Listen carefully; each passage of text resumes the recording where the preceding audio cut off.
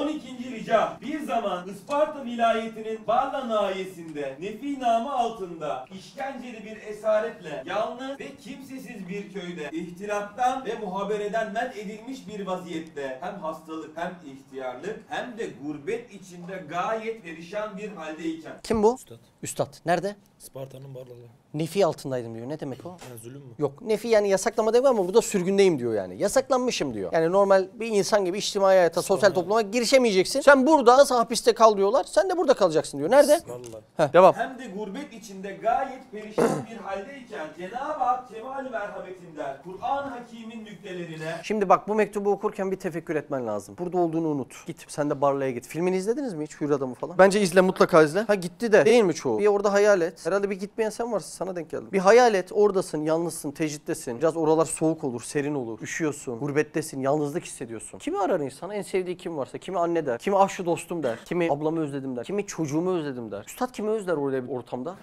Abdurrahman'ı özlüyor o da. Niye? Her şeyi. Biraderzadesi, canı, ciğeri, geleceğin halefi. Anlıyor musun? Kendi yerine koyacak. Devam. Cenab-ı Hak kemal merhametinden Kur'an-ı Hakîm'in nüktelerine sırlarına dair benim için medar teselli bir nur ihsan etmiştir. Onunla o acı, elim, hazin vaziyetimi unutmaya çalışıyordum. Nasıl bir vaziyette üstad? Üzüntülü. Hazin çeviremedim o hazin, üzüntülü bir haldeyken. Üstad nerede? Nasıl vaziyette? Isparta Barla'da. Durumu nasıl? İşkenceli bir vaziyette, esarette.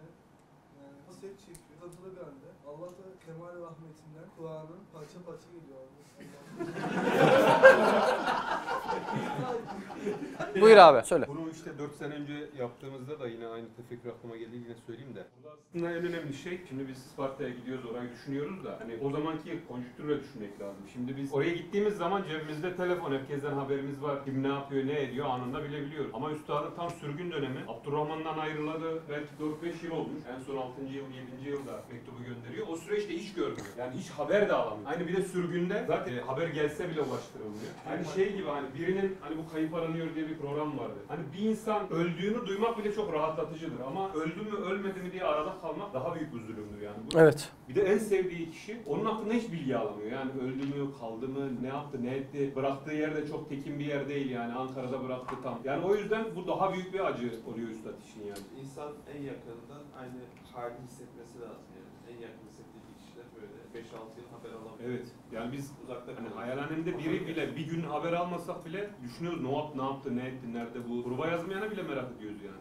Ki 5 yıl, 6 yıl hiç haber almıyor. Bir de en değer verdiği kişi hayatta. Aynen. Devam edelim. Onunla o acı, elim, hazin vaziyetimi unutmaya çalışıyordum. Vatanımı, ahbabımı, akademimi unutabiliyordum. Fakat hasreti birisini unutamıyordum. O da hem biraderzadem, hem manevi evladım, hem en fedakar talebem, hem en cesur bir arkadaşım olan merhum Abdurrahman idi. Bak düşün, Barla'da, sürgünde yine herkese dayanabilecek bir yol buluyor. Tecritte, az önce koyuncunun anlattığı gibi yani. Telefon yok, iletişim yok. Belki bunun altında, perdesi altında yatan bir sürü de işkence çeşidi var. Hakaretler, iftiralar, şunlar bunlar. Ki Zübeyir abinin notlarını çalıştığınızda göreceksiniz. Bazı iftiraları Zübeyir abi insanın aklına gelmeyecek iftiralar deyip geçiyor yani. Tabii şeytanın aklına gelebilecek seviyede iftiralar. Bunları duyuyor yani. İnsan normalde bir morali bozulacak bir olay yaşasa şurada 1000 dostuyla bile sindiremiyor onu. Üstad bu kadar dağlar cesametindeki hadiseleri yükleniyor ve bununla beraber yine de yalnızlıkla baş edebilmiş. Ta ki bir kişi aklına gelene kadar. Kim o bir kişi? Utku?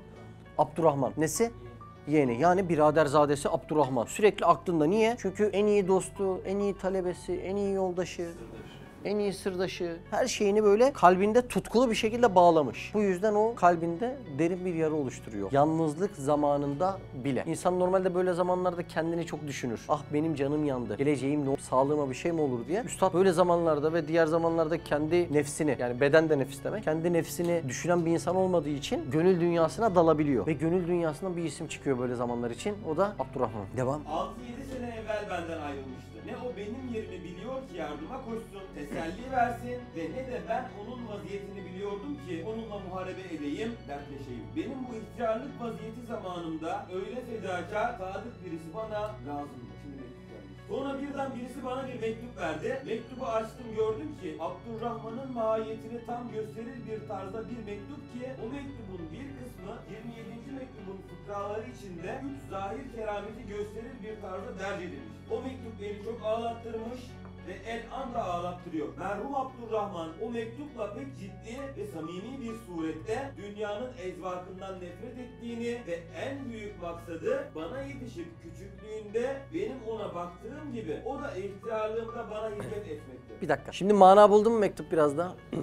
O esnada, bu bahsedilen esnada Abdurrahman Ankara'da. Üstad Van'da. O Abdurrahman işe girdiği için bir ayrılık yaşıyorlar Üstad Hazretleri ile. Ve ondan sonra üstadım ben anladım amcam ne diyordu? Ammo. Mamo diyor değil mi? Aziz Mamo. Aziz Mamo ben anladım. Tekrar tek gayem senin gibi olabilmek, sana yetişebilmek ve senin yanına geleceğim derken ondan sonra vefat haberi geliyor. O mektup beni çok ağlattı. Şey oldu ama değil mi Fatih, yani mektup bütünleşti değil mi? Bir açıldı yani. Mesela insan düşürüyor, Allah Allah yani neden ayrıldı ki Abdurrahman'la? Demek ki böyle bir imtihan yaşanıyor. Abdurrahman bir Ankara'da kalıyor. Üstad Van'a gidiyor. İşte orada 5-6 yıl bir ayrılık yaşanıyor falan. Sonra Aziz Mamo diye tekrar hasretli bir mektup yazıyor. Tam Üstad'la kavuşacakken vefat haberi geliyor Abdurrahman'ın. Üstad da işte bunların hepsini kalbinde biriktiriyor. En yalnız, hasretli döneminde bile ona tutkun. Hani kalpte ne varsa son anda, en zor anlarda bile onlar çıkıyor. Zaten insanlar şey der bir tanesi. Ölüm anında gerçek yüzleriyle kendileri de yüzleşir der. Böyle. Hani en zor anları kastederekten belki de. Artık ümitler bitti dediği belki anlar. Üstad ümit bitti demez de. Çok zor bir anda yani Üstad için. Tecritte kimse ilgilenmiyor. Ve kalbinde neyin bağı varsa onu zikretmiş. Ve neyin bağı olduğunu anladık. Neyin bağıymış? Abdurrahman'ın bağı. Neresine dedik bağ? Kalbinde. Mektup sonlarına doğru kalbi bir tedaviye geçecek Üstad kendine. Ne ile? Ya baki entel baki ile. Bir zikir ile yani. Devam. Belki de üçüncü lemayı bundan sonra yazdım. Merhum Abdurrahman o mektupla pek ciddi ve samimi bir surette dünyanın ezvakından nefret ettiğini ve en büyük maksadı bana yetişip küçüklüğünde benim ona baktığım gibi o da ihtiyarlığımda bana hizmet etmektir. Ay maşallah ya. Kim istemez böyle dost be İrfan? Zaten insan böyle zamanlarda hep dost arar. Değil mi? Dost arar. Evet. Öyle. Hep yarı sadık arar. Demek küçüklüğünde kendine göre çocuğu gibi büyütmüş yani demek. Evet, ben de öyle anladım. Evet, muhtemelen. Devam. Hem dünyada benim hakiki vazifem olan neşr-i esrar-ı Kur'aniye'de muktedir kalemiyle bana yardım etmekti. Hatta mektubunda yazıyordu. Ya anladığımız kadarıyla böyle atom gibi bir adam Abdurrahman. Yani kalemde de muktedir, onda da yardımcı oluyor. Böyle üstadın her türlü ihtiyacını karşılayabilecek bir insan o cihetlerde. Yani her türlü ihtiyaç derken üstadın ihtiyaçları şahsi ihtiyaçlar değil de hani hizmette bir olacakken yan yana olup 11 hükmüne geçelim ihtiyacı yani. Daha çok insana nasıl neşrederiz bu hakikatleri meselesi. Devam. Hatta mektubunda yazıyordu. 20-30 Risale'yi bana gönder. Her birisinden 20-30 nüsha yazıp ve yazdıracağım diyordu. O mektup bana dünyaya karşı kuvvetli bir ümit verdi. Hamdolsun. Deha derecesinde zekaya malik ve hakiki evladı çok fevkinde bir sadakat ve irtibatla bana hizmet edecek böyle cesur bir talebimi buldum diye o işkenceli esareti, o kimsesizliği, o gurbeti, o ihtiyarlığı unuttum. Bak burada bile üstad talebeliği yeğenliğin önüne koymuş. Makam olarak ne kadar üst değil mi? Yani gerçekten hizmette olan kardeşlikler, hizmette olan ilişkiler cibili kardeşten daha öte oluyor. O Hazreti Ömer vakasında akrabaları yanına geliyor. Ya Ömer bitkin düştük, zebun düştük, düşkün düştük. Bize bir yardımcı olur musun diye. Devlet hazinesinden para istiyorlar. Hazreti Ömer efsane bir cevap veriyor. Ne diyordu orada? Bedir'in ashabı dururken size mi yardım edeceğim? Yani elde belli bir miktar var bir yere yetebilecek kadar ve onlar ancak Bedir'in ashabına yetebilir. Ama ben şimdi etraf aman bir şey demesin, ailemin, etrafımın, aşiretimin adı düşmesin, bu işler yürüsün, faizle büyüteyim, daha çok hürmet kazanayım, bu isimlerimiz yerde kalmasın deyip namazına kadar terk eden çok adam tanıyorum maalesef. Bunlar kimin zıttı oluyor kafada? Hazreti Ömer'in zıttı oluyor. En yakınını düşünüyor ama yine Cenab-ı Allah'la ilişkili değil de dünyasını, faniliğini onları düşünüyor maalesef. Devam. Zaten o düşünce herhalde iyi olmadığından bu tür ailelerin altları da şey oluyor böyle sürekli arabada resim çektireyim, mekanda resim çektireyim. Bol yiyenli çocuklu aileler oluyor maalesef. Yani bir bereketsizlik var demek oraya sirayet ediyor. O mektuptan evvel imanı bil ahirete dair tab ettirdiğim 10. sözün bir nüshası eline geçmişti. Güya o risale ona bir tiryak idi ki 6-7 sene zarfında aldığı bütün manevi yaralarını tedavi etti. Gayet kuvvetli ve parlak bir iman ile ecelini bekliyor gibi bana o mektubu yazmış. 1-2 ay sonra Abdurrahman vasıtasıyla yine mesudane bir hayatı dünyeviye geçirmek tasavvurunda iken vah hasreta birden onun vefat haberini aldım. Ne yazık ki. Bu haber o derece beni sarstı ki 5 senedir daha o tesir altındayım. O vakit bulunduğum işkenceli esaret ve yalnızlık ve gurbet ve ihtiyarlık ve hastalığı 10 derece onların fevkinde bana bir fırkat, bir rikat, bir hüzün verdi. Yani üstad zaten çok çileli bir hayat yaşıyor. Bir de manen dayandığı bir nokta istinat var. Abdurrahman isminde. Bir de Abdurrahman'ın vefat haberini duyunca iyice yıkılıyor. Daha çok kötü oluyor. oluyor yani. Neden? Çünkü hep Abdurrahman'la bir yolculuk hayal ediyor. Ama bir bakıyor ki yolculuk hayal etti. Abdurrahman'la artık omuz omuza bir hayat yaşayamayacak. Ne için? Vefat haberini duyduğundan dolayı. Devam. Benim merhume validemin vefatıyla hususi dünyanın yarısı onun vefatıyla vefat etmiş diyor.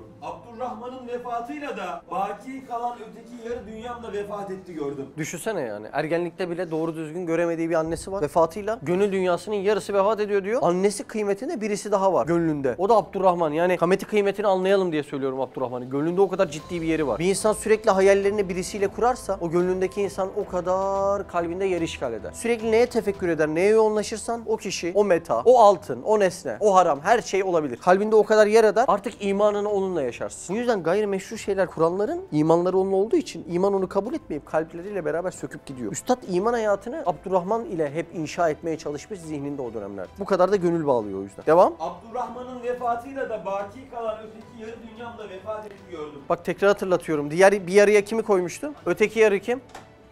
O kadar kıymetli. Devam. Dünyadan bütün alakam kesildi. Çünkü o dünyada kalsaydı hem dünyadaki vazife-i uhreviyemin kuvvetli bir medarı ve benden sonra tam yerine gelecek bir hayrül halef ve hem de bu dünyada en fedakar bir medarı teselli bir arkadaşım olabilirdi. Bak düşün, en çok odaklandığı yer yine hayrul halef. Yani benden sonra zihnimde güttüğüm davayı yürütebilecek birisi olur mu acaba diye. En çok odaklandığı nokta burası. Elhamdülillah. Bizim aslında yine burada ettiğimiz bir duaya çarpıştı değil mi? Biz ne diyoruz sürekli? Hayalhanemde öyle bir sistem kuralım ki, öyle bir düzen, öyle bir disiplin kuralım ki Allah'ın izniyle bu sistemde yarın bir gün o nazlandı, bu nazlandı, bu dedi yok benim canım istemiyor. Birilerine ihtiyaç kalmadan yürüyebilen bir gemi olsun istiyoruz. Kendinden şarjlı halde. Yani yarın uçak düşer biz gideriz, bir şey olur nazlanırız gene gideriz. Öyle değil mi insan? Ondan sonra ne olacak? Burası bitecek mi? Hayır. Buranın yaşaması lazım ki biz öldüğümüzde günah cihetiyle ölüp hayır cihetiyle yaşamaya devam edelim. İfade edebiliyor muyum demek istediklerimi? Üstad da o cihette söylüyor yani. Bir hayrul halefim diyor. Çünkü benim hizmeti tarzımı biliyor, yanımı biliyor, neye dikkat ettiğimi biliyor, mühimi biliyor, ehemi biliyor, bu sıralamaları biliyor. O yüzden benim vefatımdan sonra bu işi devam ettirebilecek bir hayrul haleftir gaye. Ne kadar ucuz bile adasa insan bunu düşünüyor sürekli. Diyor ki acaba yarın bir gün bir şey olsa şu işimi kim yapar, şu işi kim yapar? Yani senin yaptığın iş ya da yapmadığın iş ikisi de senin çünkü. Anladın mı? Yani ben şu yukarıdaki işi yapıyorum ama armoniye çok inmiyorum ama ben onu hissetmiyor değilim yani. Sürekli kafamda dolaşıyor. O ne oldu, o ne oldu, o ne oldu. Mesela umre işi belki hiç gitmediğim, en az anladığım işlerden biridir ama sürekli aklımda. Ne oldu orada bir gönle girildi mi? Mesela Hollanda'da evine gittiğimiz Gökhan. İşte umreden tanıştığımız bir adam. Benim için çok kıymetli. Bak gerçekten çok kıymetli.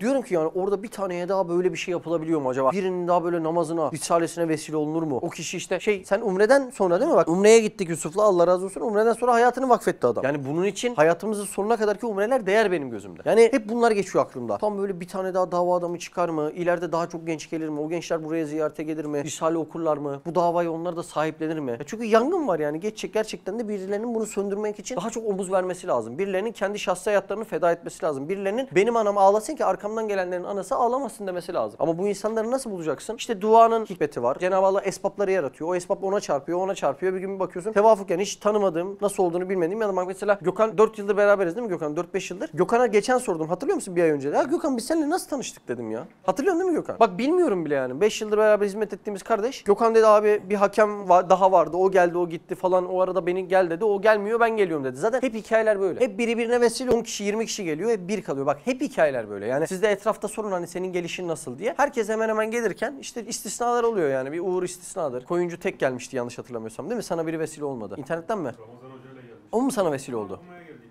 biz de. Ciddi misin? Ondan sonra mı temelli kaldın? He sen duymadın internetten falan. Hiç bilmiyordum ben. Dedi Ha. ki bir yer açılmış dedi. Gençler açmış falan. Beni çağırdılar Kur'an okumaya. Allah Ben de Allah. ara işte Murat Camii'ye takılıyordum ya. İyi gidelim gençlere yardımcı olalım. Bak yeni öğreniyorum ha. Ben yoksa hiç bilmezdim hayallerini. Bak o gün Kur'an okumaya Ramazan Hoca'yı kim çağırdı? Onu bilen var mı? Panik Ahmet'e geçen gördüm, selamı var. Bak şu an aleykümselam. Yunus'la beraberdik.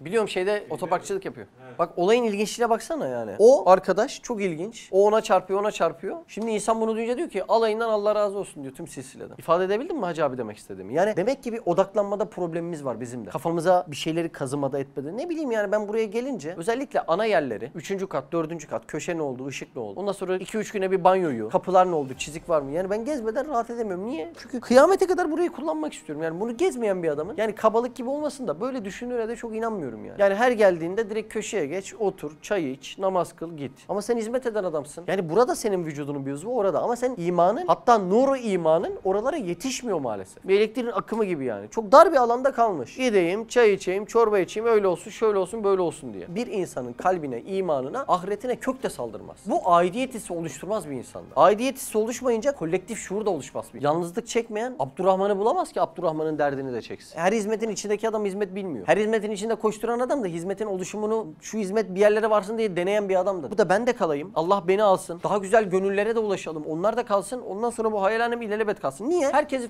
farklı şekillerde ahiret talep edip ahiret bileti bulabilir. Yani bu talep edeceğimiz bir yer. Cenab-ı Allah verir vermez bilmiyorum yani. Umarım razı olur bir dinin, İslam'ın mekanizmaları var. İçinde çalışma sistemleri var. Ve bu sistemler asla ferdiyet oluşturacak sistemler değil. Yani İslam halvetilik üzerine değil, celvetilik üzerine kurulu bir din. Madem gönlün başka çarklarla beraber çalışıp bir fabrika oluşturacak, bu gönül varsa eksik olan çarka da eyvah, vah hasret ha, Abdurrahman'ım nerede diye gönlünden çığlık çıkması lazım. Eksik gönüllerde nasıl yaşayacak Abdurrahmanlar? Sonra o Abdurrahman'ın bir gün filizi düşecek, çiçeği düşecek de o yere düşen o tohum, o karanlıklarda, karda kışta kıyamette 30 tane Abdurrahman hükmünde kule önlü Mustafa'yı nasıl çıkaracak doğuracak? Ya böyle yürür bu sistemler. Kar görmeden kardelen mi olur? Devam. Çünkü o dünyada kalsaydı hem dünyadaki vazife-i uhreyemin kuvvetli bir medarı ve benden sonra tam yerine geçecek bir hayr-ı halep ve hem de bu dünyada en fedakar bir medarı teselli bir arkadaşım olabilirdi ve en zeki bir talebem, bir muhatap ve Risale-i Nur eczalarının en emin bir sahibi ve muhafızı olurdu. Kimden bahsediyor Ömer?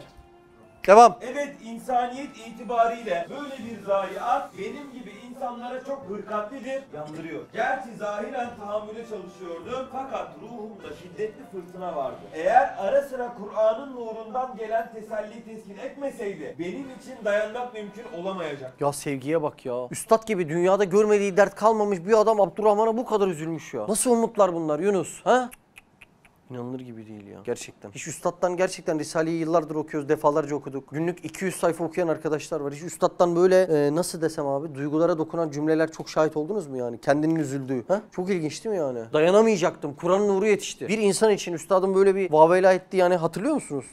Yıllardır okuyoruz, ediyoruz. Her gün okuyoruz. Çok ilginç yani gerçekten. Nasıl bir gönül diyor insan. O yüzden hayal edin ki orada biz de bir hissetmeye çalışalım. Tefekkürü tam böyle derin olsun tefekkürümüz. Devam. Eğer ara sıra Kur'an'ın nurundan gelen teselli teskin etmeseydi benim için dayanmak mümkün olamayacaktı. O zaman Barla derelerine, dağlarına yalnız gidip geziyordum. Hali yerlerde oturup o teessürat hazine içinde eski zamanda Abdurrahman gibi sadık talebelerimle geçirdiğim mesudane hayat levhaları sinema gibi hayalimden geçtikçe ihtiyarlık ve gurbetin verdiği sürat-i teessür mukavemetimi kırıyordu. Biz de sanki bugünleri kalbimizde yaşıyor gibi hep dertlenir giderdik dağ yamaca böyle tek başımıza hatırlıyorsunuz mu? Böyle gider bir gün şöyle olur mu bir gün tabii bu kadar ayrıntılısını değil ama o ayrıntının başlangıcını hesap ediyorsun. Biz olsak belki üstadın o döneminde şeyi düşünürüz. Deriz ki ya biz Üsküdar'da köşkte oturuyorduk.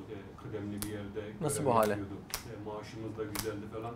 Aklımıza belki o geliyor. Değil mi? Ziya Paşa Köşkü'nde değil mi? Ziyarettin Paşa Köşkü. Yani biz belki aklımıza o gelirdi yani. Üstadın hiç o bile aklıma gelmiyor. Çok ilginç. Yani Üsküdar de bizim çok sıradığımız yer inşallah. İnşallah. Devam. Birden külli şeyin halikun illa vechhahu lehul hükmü ve ileyhi turcaun. Ayet-i kutsiyesinin sırrı inkişaf etti. Bana ya baki Bir dakika mealini de söyleyelim. her şey helak olup gidicidir. Ona bakan yüzü müstesna. Hüküm yalnızca ona aittir. Hepiniz ona döndürüleceksiniz. Değil mi? Bak her şey yok olup gidici ona bakan yüzü müstesna. Şimdi bak olaya bak. Şimdi az önce konuştuklarımızı niye önce hizmeti böyle geçirmen lazım diye konuşuyoruz. Mesela Sedef'le çok eğleniyoruz. Can, ciğer, kuzu sarması. Şimdi bak insan neye müptela olsa kalbi onunla dolar. Kalbi onunla dolar, hesabı onunla dolar. Hesabı onunla dolar, günü onunla dolar. Günü onunla dolar, yarın ne yapacağım onunla dolar. Öbür ay ne yapacağım onunla dolar, öbür yıl ne yapacağım onunla dolar. Evlenince tatile onunla gideceğim onunla dolar. Çocuklarımızın adını beraber koyalım onunla dolar. O hangi arabayı sever şöyle yan koltuğa koyayım onu da beraber tatillere gidelim onunla dolar. İhtiyarlanınca onunla nerede şöyle bir kahve içeriz onunla dolar. Şu bizim çiğ köfteci duruyorsa torunları onunla çiğ köfte yani o kadar hayaller dolar ihtiyarlayınca. Mesela Sedef'le eğleniyorsun. Samimi dostsun. Bir ay, bir yıl devamlı aynı ilişkiler artık kalp ne oluyor böyle? Ta dibine kadar. Sizin oldu mu hiç öyle bir 10-15 yıllık dostunuzdan firak etme zorunluluğunuz oldu mu? Benim oldu. Kalp çok dolu kalıyor yani. Gerçi hizmet o kadar elem bırakmıyor ama üzülüyor insan hakikaten. Şimdi kalp onunla doluyor ama az önce bahsettiğim planlar neye taalluk eden planlar? Hep dünyaya taalluk eden değil mi? Şimdi ondan sonra adam tam yolun ortasında vefat ediyor gidiyor. Ya da dostunuz bozuluyor gidiyor. Bir şeyler olabiliyor değil mi? Kalbin ne oluyor böyle? Aman ya Rabbi, boşluğa düşüyor. Nasıl yıkılıyor? Ben her şeyimi o dostumla yapacaktım. Yani buna hayat arkadaşı da, eşin de, anladın mı demek istedim? Çocuğun da, yani bir insan ilişkisi düşün ama inanılmaz kökleşmiş bağları var kalpte böyle. Aman ya Rabbi, ben her şeyimi onunla planlamıştım. Güzel günlerim onunla gidecekti. O benim sabahları doğan güneşimdi. Artık güneşim battı. Karanlıktayım, bulutlar içerisindeyim. Bir dumanlı, esrarengiz zaman içerisindeyim. Ne göreceğim, ne duyacağım, yarın ne olacağım? Yediğim lezzetlerin neden artık tadı yok? Böyle gerçekten insan o bu yani alamaz da böyle depresif hale girer, yataktan kalkamaz. Dostum yok. Ben bugün kimle çıkayım? Dediğim gibi yani çeşitli düşünün. Çocuk düşünün, eşi düşünün, gerçek dostu düşünün. Sebebi şu. Bütün planları dünya için yapıyor ya. O adamın ölümü dünya tutkulu olduğu için onun dünyasının da ölümü oluyor. Ama zaten başta deseydi ki yahu her şey yok olup gidicidir ama Allah'a bakan yönü müstesna deseydi ve bunu sürekli söyleseydi ve imanıyla sindirerek söyleseydi ve kalben tahkik etseydi, belki onun vefat haberi, vefat vakti geldiğinde kişi diyecekti ki evet, o güzel dostumdan belki 10 yıllığına, 15 yıllığına, belki 5 günlüğüne, bilemiyorum kimin ne zaman öleceğini, ayrı kaldık. Ama onunla dertsiz, soğukta üşümeyeceğimiz, çimlerde yürürken yüzümüze, elimize diken batmayacağı, arabayla giderken benzin bitme derdi olmayan bir diyara gideceğiz. Atomu başka şeyden, partikülü başka şeyden, kavuşması başka şeyden, sarılması başka şeyden, hasret dinmesi başka şeyden. Şimdi 2 tane dostumu görsem birine sarılmak için bile ikinci de sıra bekleyip onu daha çok özlerken ahirette o sıra bekleme bile olmayan bir diyara gideceğim. Ne mutlu, inşallah o cennet diyara gitmiştir ve beni de orada ahiret namına, ahiret azıyla, ahiret erzakıyla bekliyordur diyebilmek.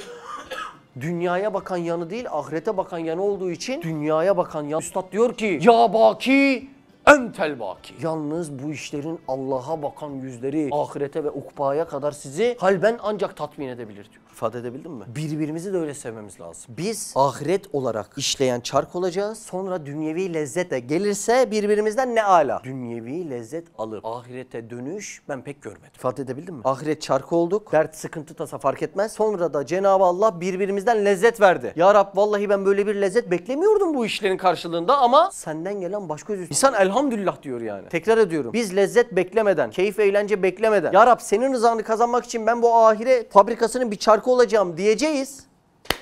Ondan sonra gülücük gelirse ya Rab ben bu karşılığı beklemiyordum ama sana hamdü senalar olsun, sen bir de yanına lezzet de verdin bu iş. Ben zahmete razıydım senin yolunda sonlandırmak adına. Sen bir de yanında güzel dostlar da nasip ettin. Kalbimi, gönlümü dolduran, sana hamdü senalar olsun demek zorundayız.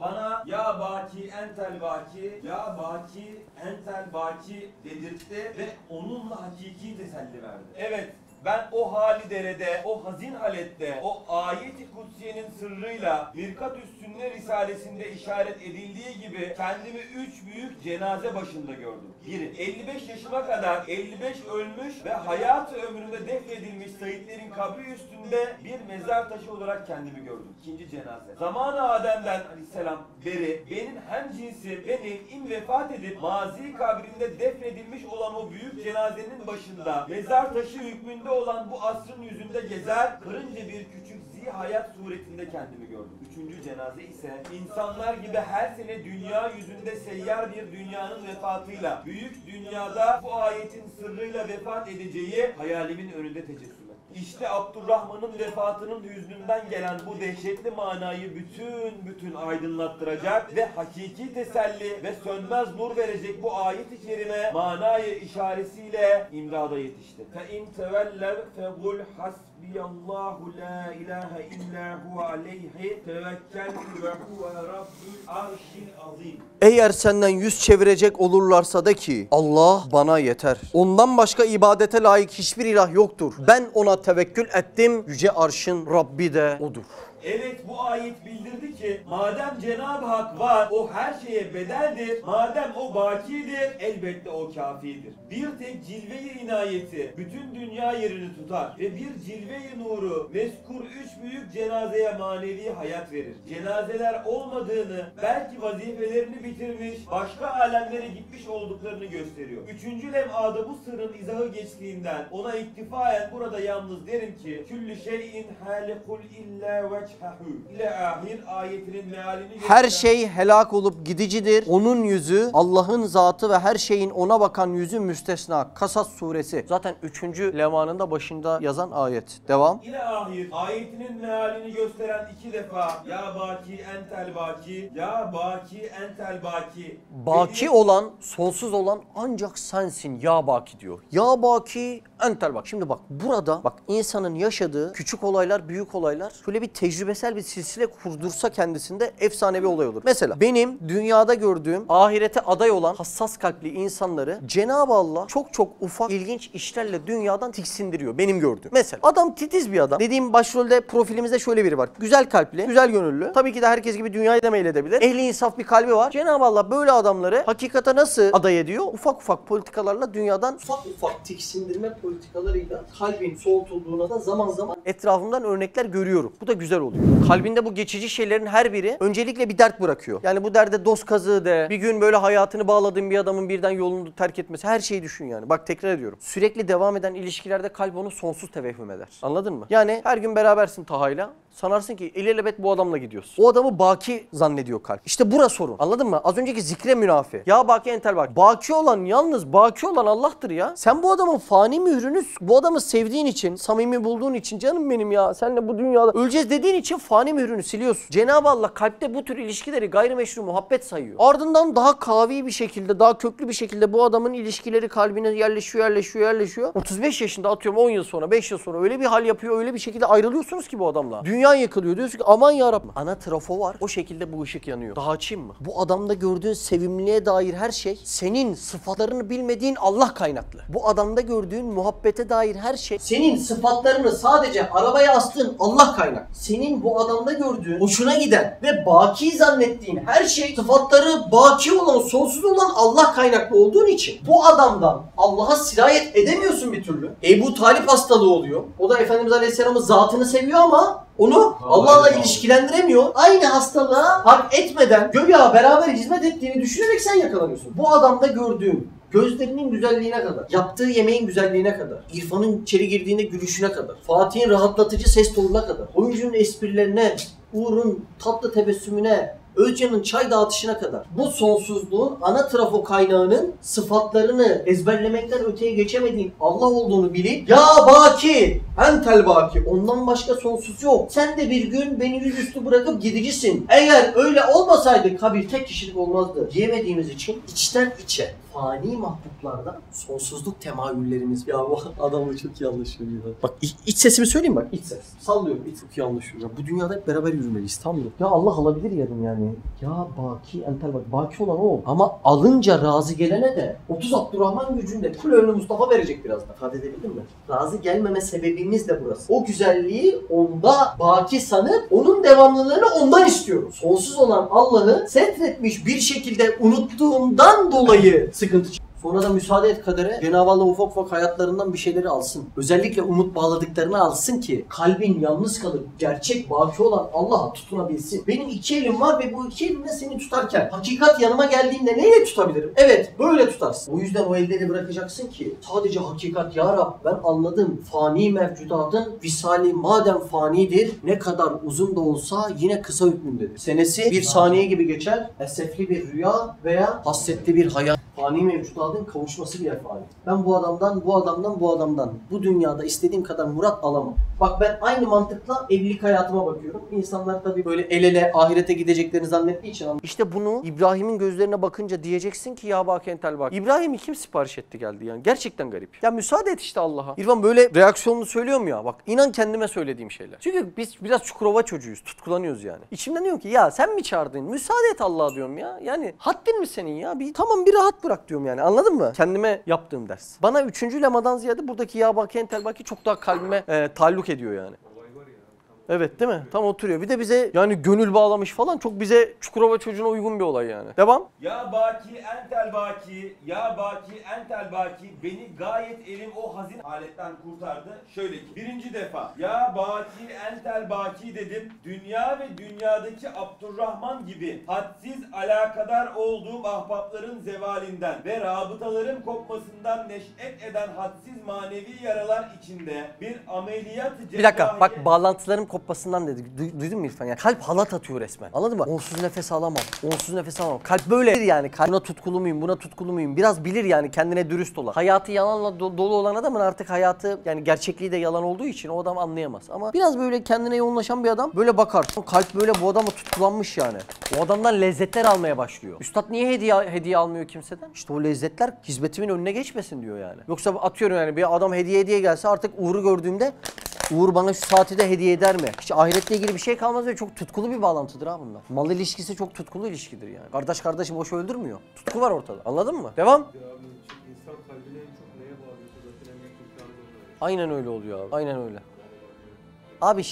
Abi bahtiyarlı olanlar yaşıyor. Bahtiyarlı olanlar. Ben görüyorum o perişanlık biraz ahirete, diyorum sanki ahirete giden bir kısmı alıyor gibi. Yani hani öyle başa gelen musibetlere o cihette bakılabiliyor ya, o manada söylüyorum yani. Ama bedbaht olanların ilişkilerine bak, büyüyerek devam ediyor ölene kadar. Yani bir menfilik olmuyor, çok garip. Devam. Birinci defa ya baki entel baki dedim. Dünya ve dünyadaki Abdurrahman gibi hadsiz alakadar olduğum ahbapların zevalinden ve rabıtaların kopmasından neş'et eden hadsiz manevi yaralar içinde. Bak abi, rabıtalar kopunca ne çıktı? Manevi yara. Bak şimdi burada önemli. Anladın mı? Rabıta kopunca ne çıktı? Yara. Şimdi oradan sana böyle kalbine yer etmiş bir tane halatı çektiğin anda orada yara oluşur. Yara oluştuğunda çoğu insan vaveyla eder. Sistemde bulunur. Neden ben der. Orada şunu demek daha delikanlıcadır. Ben bu halatın bende bu kadar kök salmasına ben sebep oldum. Şimdi bu halatın kopuşunu anladığımda da bir yara açıldı. Ben bedel olarak bu yaranın açılmasını hak ettim dersen bu daha hızlı bir tedavi süreci, daha hızlı bir kabuk bağlama serüveni olur. O yüzden insan yaptığı yanlışlardan dönerken bir azap duyabilir mi? Duyabilir, çünkü alışkanlık var, tiryak var. O alışkanlıklardan uzak kalmak insana bir azap sürecine sürükler. Diyecek ki ben bu bedeli ödemeyi hak ettim arkadaş diyecek. Devam. Hadsiz manevi yaralar içinde bir ameliyat-ı cerrahiye nev'inde bir tedavi başladı. İkinci defa ya baki entel baki cümlesi bütün o hadsiz manevi yaralara hem merhem hem tiryak oldu. İkincide de merhem hükmüne geçti. Devam. Yani sen bakisin, giden gitsin, sen yetersin. Tekrar söylüyorum. Birincide niye manevi yara? Tekrar ya o bağlantılar kopunca yara açılıyor ya. O. Ondan sonra devam ediyorsun. Ya bunlar zaten geçiciydi, faniydi. Ya Rab sensin sadece baki. Merhem hükmünde oraları tedavi ediyor bu sefer. O yüzden 2 tane. Devam. Önce hastalık süreci, Tabii. tedavi süreci. Tabii ameliyatı cerrahi hükmü de orası yani. O koparmak lazım. O halat var orada, koparacaksın. Değil mi? Koparınca bir yara olacak yani orada. Bir açıklık olacak. Sonra canın acıyacak yani. Artık orası böyle daha duyarlı bir hale geleceğinden dese bir tanesi. Atıyorum Ahmet diye bir dostun var gibi. Açıldı böyle. Ahmet diye bir dostun var ya. Adını duyunca kalbin acıyor yani. Ayrılmışsın onunla. Diye yara var ya. Bir müsaade et. Allah'ım ben bu bedeli hak etmiyordur. Bir yara kapansın. Ondan sonra 7 düvelin adını duysan rahatsız olmasın Allah'ın izniyle. Dersin ki ya zaten faniydi yani. Allah baki olan Allah dersin. Biri ameliyathane, diğeri eczane. Eyvallah. Zeval bulan her şeye bedel bir cirve-i rahmetin kafidir. Madem sen varsın, senin varlığına iman ile intisabını bilen ve sırrı İslamiyetle o intisabı göre hareket eden insana her şey var. Fena ve zeval, nevt ve adem bir perdedir, bir tazelenmektir. Ayrı ayrı menzillerde gezmek hükmündedir diye düşünüp tamamıyla o firkatli, hazin, elim, karanlıklı, dehşetli hali ruhaniye, sürurlu, neşeli, lezzetli, nurlu, sevimli, ünsiyetli bir halete inkılap etti. Lisanım ve kalbim, belki lisanı hal ile bütün zerrat-ı vücudum elhamdülillah dediler. İşte o cilve-i rahmetin binden bir cüz'ü şudur ki, ben o hüzüngahım olan dereden ve o hüzün engiz haletten Barla'ya döndüm. Baktım ki Kule Önlü Mustafa namında bir genç benden ilmi hale ait abdest ve namaza dair birkaç meseleyi sormak için geldi. Abdurrahman vefat etti mi? Ya baki entel baki. 2 şekilde ders aldık mı Utku? Ondan sonra üstad nerede?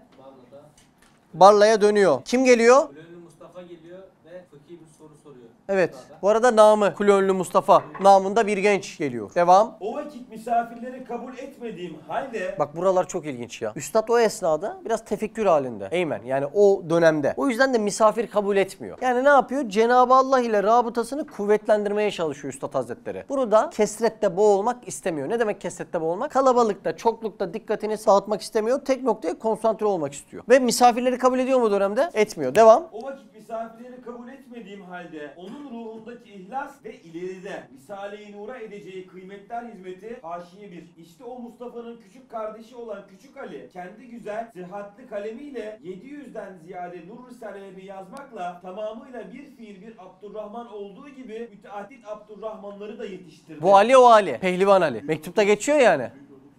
Heh, aynen o. Aynen o. Devam. Risale-i Nur edeceği kıymetler hizmeti güya istikalvel vuku ile ruhum o gencin ruhunda okudu, onu geriye çevirmedim, kabul ettim. Haşiye 2. Elhak o yalnız kabule değil, belki istikbale layık olduğunu gösterdi. Risale-i Nur'un birinci şakirdi Mustafa'nın istikbale liyakatına dair üstadımın hükmünü tasdik eden bir hadise. Kurban arifesinden bir gün evvel üstadım gezmeye gidecekti. At getirmek üzere beni gönderdiği zaman üstadıma dedim, sen aşağıya inme, ben kapıyı arkasından örtüp odunluktan çıkacağım. Üstadım hayır dedi, sen kapıdan çık diyerek aşağıya indi. Ben kapıdan çıktıktan sonra kapıyı arkasından sürgüledi. Ben gittim, kendisi de yukarı çıktı. Sonra yatmış. Bir müddet sonra Kuleönlü Mustafa Hacı Osman'la beraber gelmişler. Üstadım hiç kimseyi kabul etmiyordu ve etmeyecekti. Hususan o vakit iki adamı beraber hiç yanına almaz, geri çevirirdi. Halbuki bu makamda bahsedilen kardeşimiz Kuleönlü Mustafa Hacı Osman'la gelince kapı güya lisan-ı hal ile ona demiş ki, Bak üstad kimseyi kabul etmiyor. Kapıda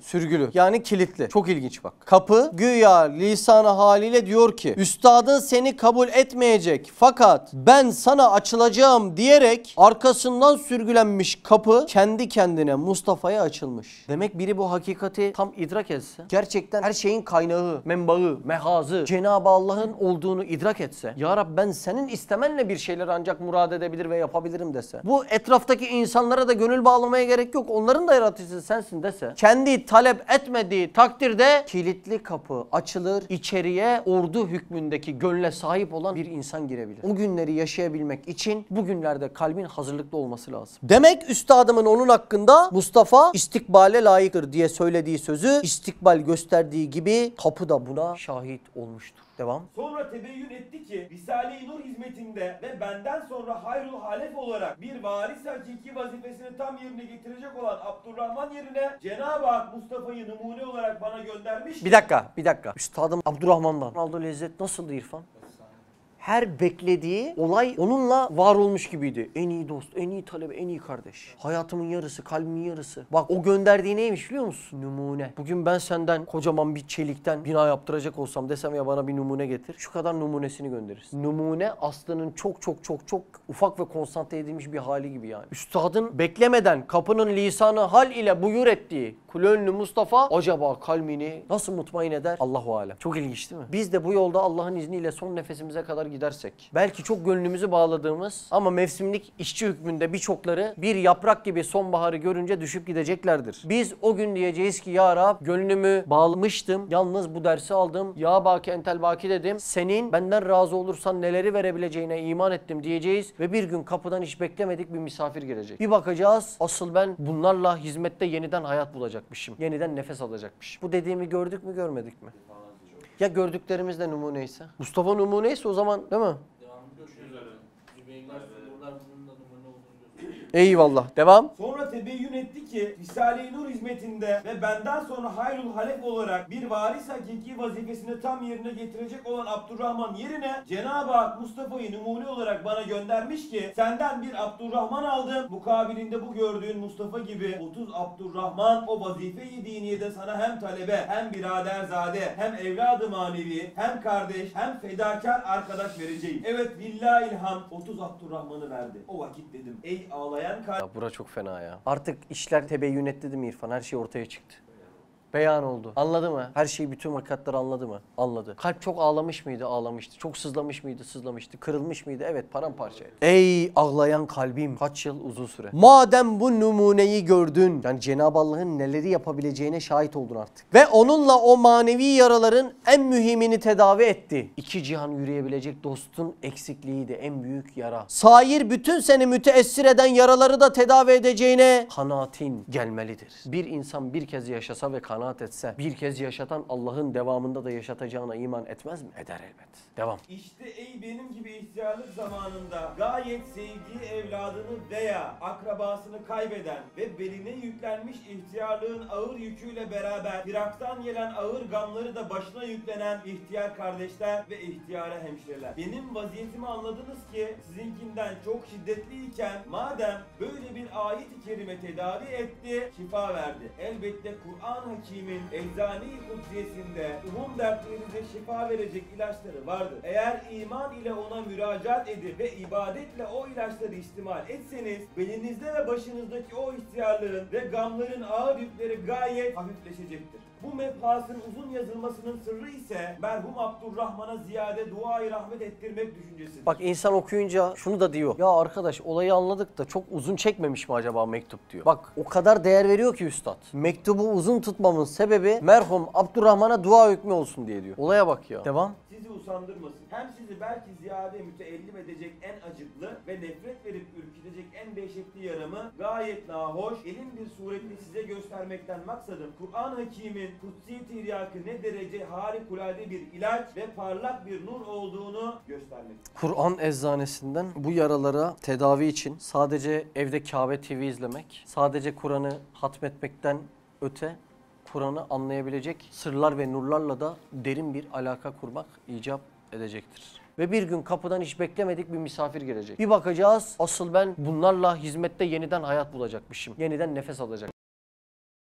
Şimdi benim uzun süredir bir olayım var. Şimdi bu Abdurrahman Üstad Hazretleri'nin Said Nursi'nin biraderzadesi. Yani ne oluyor? Abisinin oğlu, yeğeni oluyor. Değil mi? Üstadın Abdurrahman diye bir biraderzadesi var. Biz zaten bunun mektubunu yıllardır aramızda çok fazla okuruz. Bizim de hayatımızda ciddi manada iz bırakan bir mektup. Şimdi ben yıllar oldu. Evet oldu. 2 yıl oldu yani en az. Ta Urfa dönemi bu dönem. 2 yılı geçti. Ya Rabbi şu Abdurrahman'ın dersini yapmayı bana nasip et diyorum. Ama bu dersi yapmayı nasip et derken hani şimdi kürsüde yapsak çok uzun çekecek. Belki 2 saat sürecek. İnsanlar dinleyemeyecek. Şöyle video çeksen kamera karşısında o Abdurrahman'ın ateşini veremeyeceksin belki. O yani Yabaki Entel Vaki'nin belki ana dersi yani. 3. lemadan ziyade daha etkili bir dersi Yabaki Entel Vaki. Ya Rabbi bana şu dersi çekebilecek bir ortam nasip et diyorum. Benim tahmin ediyorum şu özel derslerde biz video çekmeye başladık ya. Bu duanın neticesi olabilir yani belki. Yıllardır diyorum ki ya Rabbi bu Abdurrahman'ı biz aramızda o kadar güzel yapıyoruz ki. Yani bu aramızda yaptığımız gibi insanlara nasıl aktarabiliriz? Yabaki Entel Vaki dersini, Abdurrahman dersini. Valla ondan sonra işte bir gün Sinan getirdi kamerayı koydu buraya. Bir ders çektik, 2 ders çektik, bir ders çektik. Bakarsın bu onun vesilesi olabilir. Ama bugün yıllar önce okuduğumuz Abdurrahman'dan biraz daha farklı bir Abdurrahman okuyacağız. Ne okuyacağız biliyor musun Hacı abi? Mektuptaki meselelerin hani Üstad Abdurrahman'la ilgili yer yer vaveyla ediyor, yer yer hasletlerini bildiriyor ya. O mektuptaki meselelerin en başındaki olayları bir okuyacağız. Abdurrahman'la Üstad Hazretleri nerede denk gelmiş, nasıl yol yürümüş, neler yapmışlar bir onları okuyalım. Ne yapmış da bu kadar sevmiş gibi şeyler de var mı abi? Valla var onlar da var ya. Onlar da var. Yani gerçekten efsane bir insanmış Abdurrahman. Ondan sonra kim gelecek Abdurrahman'dan sonra?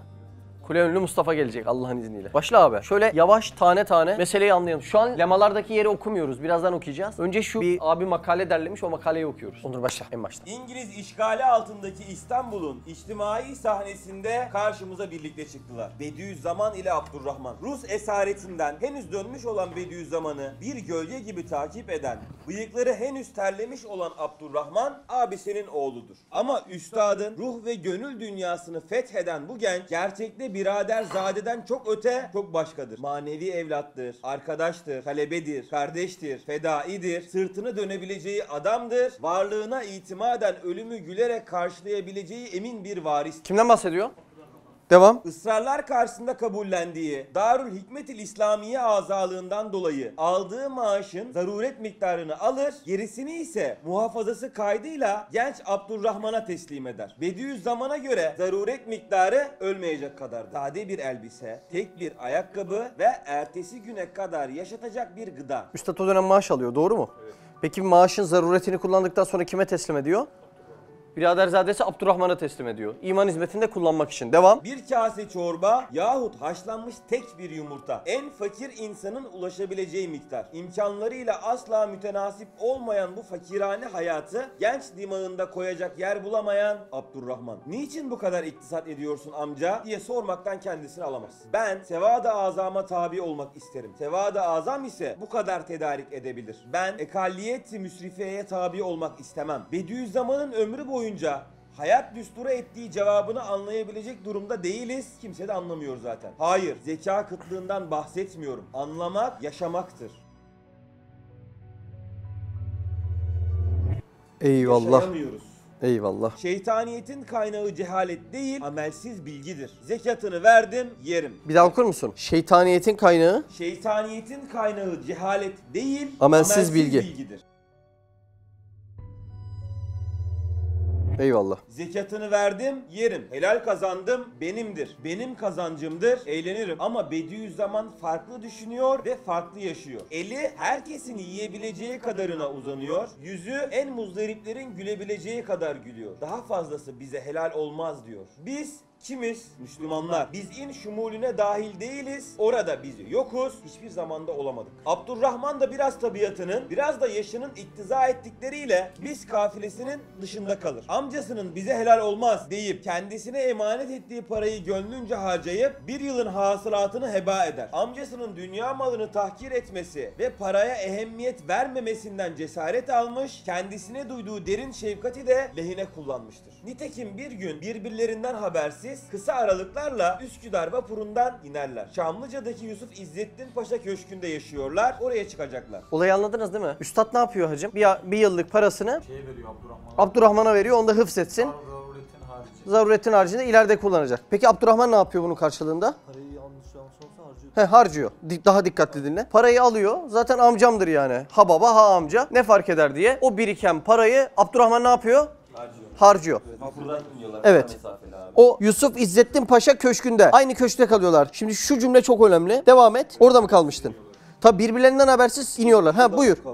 Evet. Nitekim birbirlerinden habersiz kısa aralıklarla Üsküdar vapurundan inerler. Çamlıca'daki Yusuf İzzettin Paşa Köşkü'nde yaşıyorlar. Oraya çıkacaklar. Üstad vapurdan iner inmez hızlı adımlarla yürümeye başlar. Abdurrahman iskelede müşteri bekleyen faytonların en gösterişlisine yönelir. Amca fıstık ve badem ağaçları ile dolu bağ ve bahçelerin arasından tefekkürün en zenginlerini yaşayarak yol alır. Abdurrahman bir memleket türküsü tutturur etrafı seyrederek. Yusuf İzzettin Paşa Köşkü'nün avlusuna istikbalin büyük fatihi ile faytoncuların itibarlı müşterisi birlikte girerler. Bak burası çok ilginç işte. Şimdi üstad iktisat düsturunu tutuyor. Konaklayacağı yere giderken bile hem tefekkürü hem mütevazi hem de iktisatlı gidiyor. Ama emanetine onda koruyan Abdurrahman ise faytoncularla bir memleket türküsü tutturarak gidiyor. Ve köşke tam aynı anda giriyorlar. Aynı anda girilirken bu makalenin sahibinin tabiri çok güzel. Yusuf İzzettin Paşa Köşkü'nün avlusuna istikbalin büyük fatihi ile kim kastediliyor?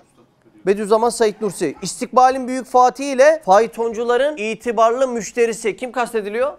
Abdurrahman birlikte girerler diyor. İstikbalin fatihi ile faytoncuların itibarlı müşterisi. Yani birisi o iktisat ile yaşayan istikbalin fatihi, öteki ise kendisine verilen o iktisat edilmiş parası amcamındır, babamındır bir farkı yoktur diye rahatça harcayan faytoncuların itibarlı müşterisi Abdurrahman. Bu hadiseden sonra da biraz sonra 5 yıl boyunca bir ayrılık yaşanacak İrfan. Bir şey mi söyleyecekti biri? Abdurrahman kendini üstattan saymadığı için böyle yapıyor diyor. Hani o bize kendini katmadığı için. Evet. Hani ben üstad olamam, hani onun gibi olamam deyip onun rahatlığıyla yapıyor bunları. Eyvallah. Eyvallah. Eyvallah. Ben üstad değil ki böyle yapıyor. Öyle bir hayatım yok ki öyle iktisat edeyim diye. Evet, devam. Bu arada üstad ne kadar güveniyor Abdurrahman'a?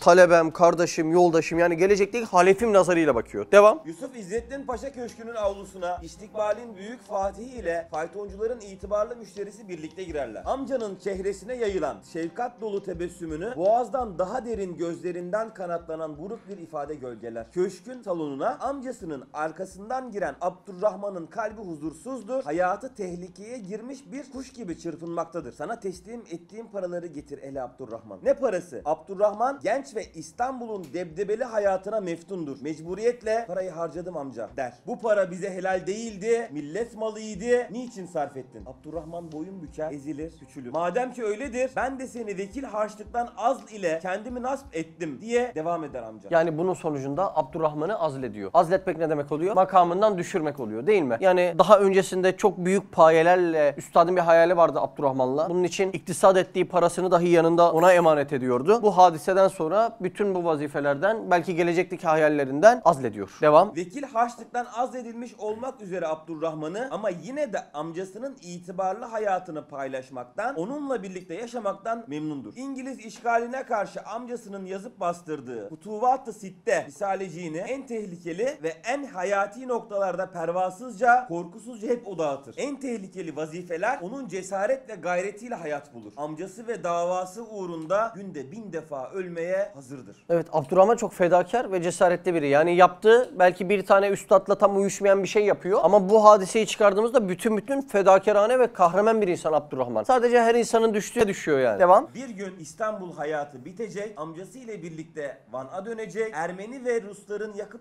yıktıkları evlerini biriktirdikleri para ile tamir edecek, evlenecek ve mesut bir dünya hayatı yaşayacaktır. Ankara'nın yeni muktedirleri ısrarla üstadı yeni devletin payitahtına davet ederler. Mükerrer davetlerin reddinden yorulan Bediüzzaman nihayet İstanbul'dan ayrılıp Ankara'ya gider. Yanında Abdurrahman da vardır. Muş milletvekilliği ile birlikte şerh umum vaizliğini elinin tersiyle reddeder. Evet, siyasetli olmuyor, bir Van'a gideyim diyecek. Van'daki hayali ne Furkan? Demiyor mu dilimleriyle pozitif ilimleri pervaz edeyim aynı anda? Ha, hem din hem fen. O yüzden çıkıyor zaten oraya. Ya Abdurrahman ya hayatının istinat noktası ya gözü kara, deha mertebesinde zekasıyla varisi gözüyle baktığı biraderzadesi, evladı manevisi meclis katipliğine razı olmuştur. Allah Allah.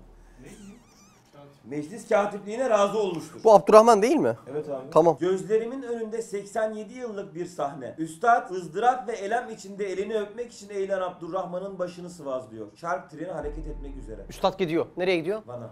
Abdurrahman geliyor mu? Hayır. Devam. Abdurrahman doğrulup gözyaşları içinde üstada sarılıyor. Yarı sayıklar gibi affet beni amca diyor. Az önce Barla Deresi'nde bazen üzerinde kolunu başının altına yastık yapıp uzandığı, bazen bitişiğindeki kayaya sırtını yaslayarak serinlediği, bazen namaz kıldığı yassı kayanın üzerinde okuduğu mektubu, nefes nefese çıktığı Gelincik Dağı'nın manzaraya nazır çıplak tepesinde bir daha okuyordu. İçi içine sığmıyor, nefes almakta zorlanıyor, ciğerleri patlayacak gibi oluyordu. Elindeki mektubu defalarca bağrına bastığı gibi bir daha kalbine bastı, sonra kokladı ve öptü. Kaç yıldır dinmeyen gözyaşları yine akıp duruyordu ama bugün damlaları harekete geçiren hüzün ve elem değil, sevinçti, sürürdü. 6-7 yıl önce Ankara istasyonunda kendisini terk edip yalnız bırakan Abdurrahman'dan mektup gelmişti. Mektup kimden geliyor? Abdurrahman'dan kaç yıl geçiyor? 6-7 yıl. 6-7 yıl geçiyor. Mektubu daha mahiyetini söylemedi, değil mi? Şimdi söyleyecek herhalde. Devam. Defalarca okuduğu mektubun ruhunda kopardığı fırtınayı evde atlatamayacağını, Barla'ya sığmayacağını anlayınca Çam Dağı'na vurmuştu. Çam Dağı'nda da orman ruhunu sıkınca soluğu Gelincik Dağı'nın çıplak tepesinde almıştı. Yönünü Ankara istikametine çevirmiş, çok uzakta birilerini kucaklayacakmış gibi kollarını iki yana açmıştı. Binlerce Abdurrahman'ın kendisine doğru başlayan koşusunu, gelişini o gün bütün çıplaklığıyla gördü. Bütün Anadolu'dan, hatta bütün dünyadan Abdurrahmanlar kendisine doğru koşuyorlardı. Hayal değil hakikat diye gülümsedi dudakları titrerken. Sonra gözleri bir daha o satırlara kaydı. Abdurrahman'ın sesini Mamo yani amca değişini bir daha duymak istedi. Buna çok ihtiyacı vardı. Çünkü onu çok ama çok özlemişti. Aziz Mamo, ellerinizden öper, duanızı dilemekteyim. Sıhhat haberinizi irşad edici olan 10. söz risalenizle beraber Tahsin Efendi vasıtasıyla aldım. Çok teşekkür ederim. Evvelce gerçi emrinize muhalefet ederek muhterem ve değerli amcamdan ayrıldığıma pişman olmuş isem de ve itabınıza müstahak olmuş isem de bu da mukadder imiş. Ve Cenab-ı Hakk'ın emir ve iradesiyle ve belki de bizim için hayırlı olduğu için oldu. Binaenaleyh ben cehalet saikasıyla bir kusur yaptım, belasını da çektim. Bundan sonra çekmemek için affınızı, rica ve duanızı dilerim. Mektubu aldığımdan beri bu kaçıncı okuyuştu. Kendisine kurulan tuzaklara, tecrit ile muhatapsız bırakılışına da aldırmıyordu artık. Deha derecesinde zekaya malik ve hakiki evladın çok fevkinde bir sadakat ve irtibatla kendisine bağlı cesur bir talebesini bulmuş, işkenceli esareti, kimsesizliği, gurbeti, ihtiyarlığı bir anda unutmuştu. Kaybettiğini düşündüğü Abdurrahman uyanmış ve kendisine dönmüştü. Avazının çıktığınca Abdurrahman diye bağırmak istedi. Abdurrahman ne diyor mektupta? Özetle. Uyandığını söylüyor en başta. Çünkü dünya hayatının artık iç yüzünü görmeye başlıyor ve hani üstadı terk ettiğini ve bundan pişman olduğunu, en sonunda yalancı cennetinden uyandığını anlatıyor. Ve dönecek mi Van'a? Bana dönecek mi şimdi okuyacağız. Kaç yıl oldu ayrı kalalı?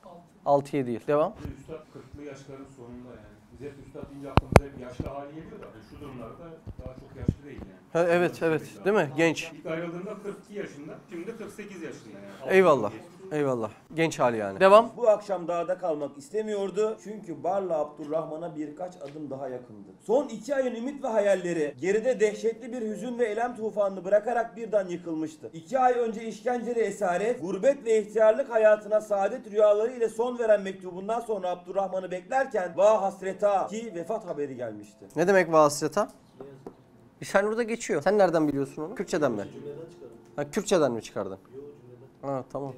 Bu haberle Mamo'nun bütün ümitleri kırılmış, bütün ışıkları sönmüş, çok daha dehşetli, yakıcı, eskisinden 1000 beter çileli bir hayatla baş başa kalmıştı. Abdurrahman'ın vefat haberi geldi değil mi? Evet abi. Eskiden beri dostlarına validesinin vefatıyla hususi dünya hayatının yarısının da öldüğünü söylerdi. Abdurrahman'ın vefat haberi kendi hayatının ikinci yarısını da söndürmüş, öldürmüş, hayatsız bırakmıştı. Bir anda dünya ile bütün alakaları kesilmiş, hayat bitmişti. Çünkü o dünyada kalsaydı hem dünyadaki vazife-i uhreviyemin kuvvetli bir medarı ve benden sonra tam yerime geçecek bir hayrül ale ve hem de bu dünyada en fedakar bir medarı teselli bir arkadaşım olabilirdi. Ve en zeki bir talebem, bir muhatap ve Risale-i Nur eczalarının en emin bir sahibi ve muhafızı olurdu diye düşünüyordu. Ama öyle olmamış, kaderin garip bir cilvesiyle yıllar sonra bulduğunu sandığı Abdurrahman'ı bütünüyle kaybetmiş, esareti, gurbeti, ihtiyarlığı, ızdırap ve işkenceleriyle baş başa kalmıştı. Tek tesellisi Abdurrahman'ın 2 ay önce gelen mektubundan 3 kuvvetli kerametle iman ve ahiretini kurtarmış olduğunun delillerini görmüş olmasıydı. O şey yapıyor mu mektupta? Anlıyor, tövbe ediyor ve dönmek istiyor. Dönemeden vefat ediyor. Her şey helak olup gidicidir. Ona yakan yüzü müstesna. Hüküm ona aittir. Siz de ona döndürüleceksiniz. Devam. Dudakları aralandı ve ayete ya baki entel baki. Baki olan sadece sensin demek. Devam. Sendeleyerek ayağa kalktı, hafiflemişti. Bütün ağırlıklarından, ruhunu ezen ızdıraplardan bir anda kurtulmuştu. Şey çok ilginç değil mi ya? Abdurrahman vefat ediyor. Üstadın gönlü perişan halde. Çünkü yıllardır bütün ümitlerini bağladığı insan o. Ondan sonra hangi cümleyi söylüyor? Ya baki entel baki. Ya baki entel baki ayetin içinde geçiyor mu? Yok. Hayır geçmiyor. O bir zikir. Peki geçtikten sonra nasıl rahatlıyor? Yani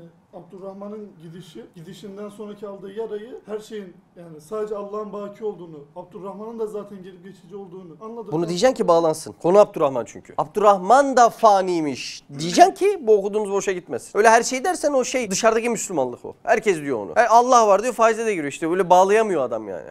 Allah var, faiz haram demiyor. Sen de bağlayacaksın onu. Devam. Bir şey de var yani. Neticede ahirette de görebileceğini rahatlığını belki hissettiği için. Tabii birazdan derinine gireceğiz şimdi. Sendeleyerek ayağa kalktı, hafiflemişti. Bütün ağırlıklarından, ruhunu ezen ızdıraplardan bir anda kurtulmuştu. Abdurrahman'ın mektubunu şefkatle katlayıp cebine koydu ve acele bir işi varmış gibi hızlı adımlarla Barla'ya dönmeye başladı. Eve vardığında bir gencin kendisini beklediğini söylediler. Uzun zamandır kimseyle görüşmüyor, kimseyi kabul etmiyordu. Bekle. Kim o genç? Devam. Gelsin dedi. Az sonra huzuruna giren gence Abdurrahman demesini ümit ederek adın ne diye sordu. Beriki heyecan içinde Mustafa dedi. Kula önlü Mustafa. Basit bir isim farkıydı bu. Gelen Abdurrahman'dı. İlk Abdurrahman, birinci Abdurrahman. Arkasından milyonlarca Abdurrahman'ın sökünü, uğra koşuşları başlayacaktı. Devam. Derin bir huzur içinde inna lillah ve inna ileyhi raciun dedi. Var mı son bir şey? Çok daha farklı hale getiriyor. Değil mi abi? Baştaki yani makale daha doğrusu. Mesele çok daha farklı açtı. Hamdolsun. Var mı bir şey? Bugünlük kapatıyorum. Lillahi Teala El Fatiha me'as salavat.